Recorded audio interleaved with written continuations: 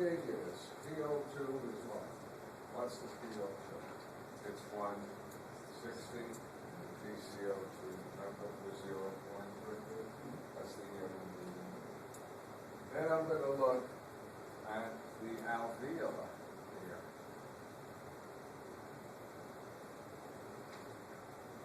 And that PO2 is going to be lower. It's going to be 105. And the PCO2 of number 30 and 40.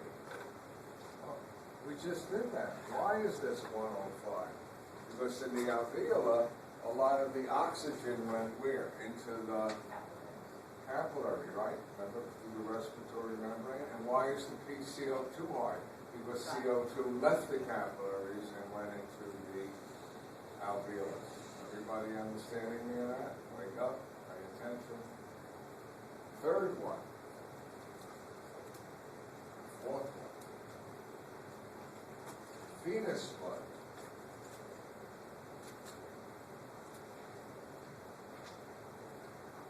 What do you expect in venous blood? A lot of oxygen or low? Low, right? This is old blood that's come to pass. With venous blood, the PO2 is only 40. What happened to the difference of 40 and 105? It left the blood and went to where? The tissues. That makes sense? And what else do you have in your venous blood? The venous blood is a little higher. It's 45. It picked up what? A huge amount of CO2 and what? Most of it, what? Went to the alveolus. Now the next one, arterial blood, is going to surprise you.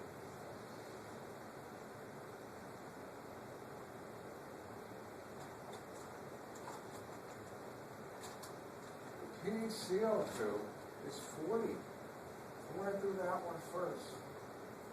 PCO2 is 40. Why is it so high? Because the alveolar is what? 40. There? What did not happen as blood went through the capillaries? You lost a lot of CO2, but a lot of it, what? Stays in the blood. You with me? You need, listen to me, CO2 in your blood. Quite a bit of it. You with me? We'll see why later.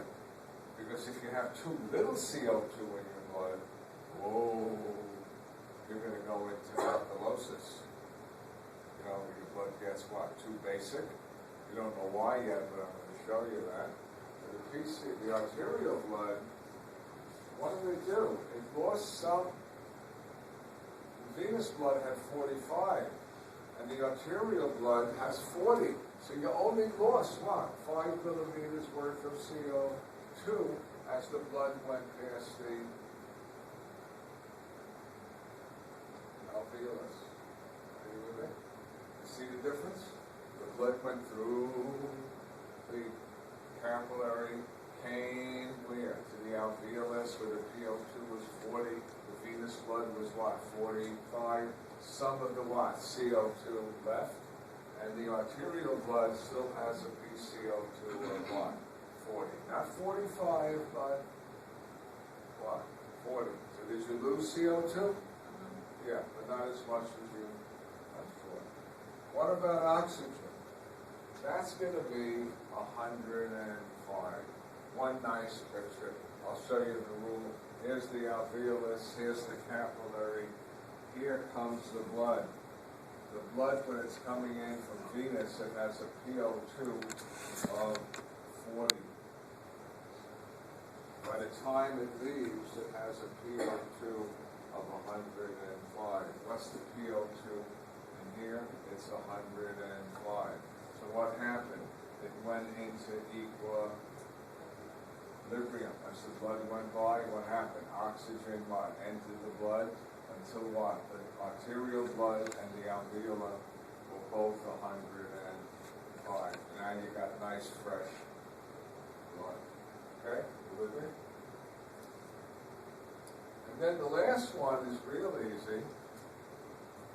We're going to go over it again.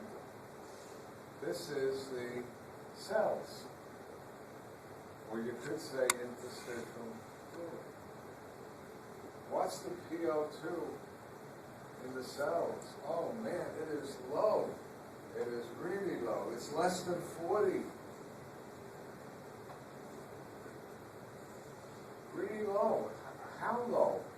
It depends on what the cells are doing. If it's muscle cells, working, what? They use up almost all of their oxygen. So which way is oxygen going to flow? From the blood towards cells. The cells have done what? They've used up their oxygen, haven't they? They're using it up. So does that make sense? Cells have what? Very little oxygen. It's almost as soon as they get it, they what? They use it. And then what do they produce in its place? CO2, and that's going to be greater. They're going to have a CO2 greater than 45. Because why? You know it's going to be greater than 45 because it's going to go where? From the cells into your venous blood, into your capillaries. And that's the whole story. What is it telling you? In simple English, everything I put here, it says blood flows into your lungs. It's high in what? CO2 and low in oxygen. Your alveoli are what? High in oxygen and a little lower in CO2. So CO2 will leave the blood and oxygen will enter it. By the time the blood leaves your lungs, it's pretty oxygenated. It has a PO2, see the arterial, of 105, and it has a PCO2 of 40. And students get very upset. They go, I thought you got rid of all of your CO2. And you don't. You with me? A lot stays what? In your arterial blood. That's really important. You know how I can prove it? If I give you too much CO2, how could I do that? I could say, hold your CO2 building up, folks, if I hold my breath.